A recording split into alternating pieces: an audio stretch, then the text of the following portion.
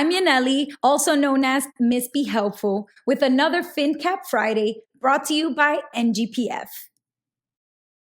As of 2023, about 60% of US adults invest in the stock market. The other 40% don't invest, and that's for a lot of different reasons. One of them is that a lot of people think investing money in the stock market is too scary.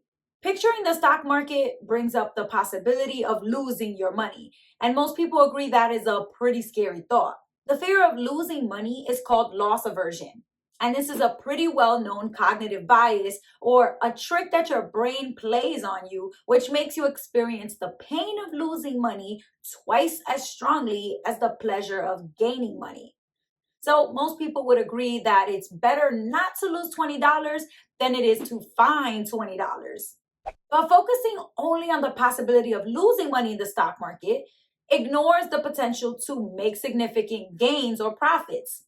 Historical data shows that the less time you keep your money invested for, the more unpredictable your account balance will be. It could go up and down and up and down, day by day, week by week, month by month, or year over year. But the longer you keep your money invested without selling or withdrawing any funds, the more predictable your account balance gets. There's really no pattern at all when you look at the average performance of the stock market for any one given year. Like in 2018, the stock market average was negative 4.23%. In 2019, it was 31.21%. In 2020, it was 18.02%. In 2021, it was 28.47%. And in 2022, the stock market averaged negative 18.01%. Again, no noticeable patterns here.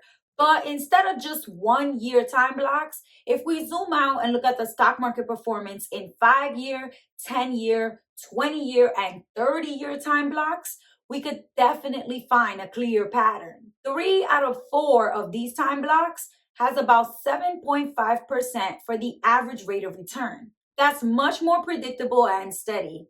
This proves that there's no reason why we should be scared to invest our money into the stock market and grow it over the long term. But there's just so many thrilling financial films out there about stock market crashes, like The Big Short, Margin Call, Too Big to Fail, and so many more. Not to mention all the negative media headlines anytime the stock market goes down.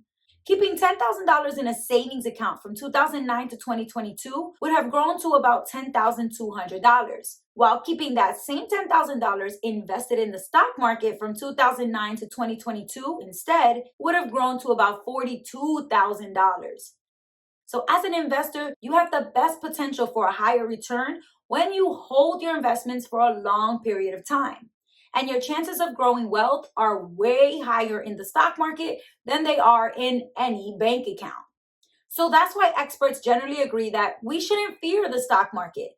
Instead, we should be scared of what would happen if we never invested any money at all.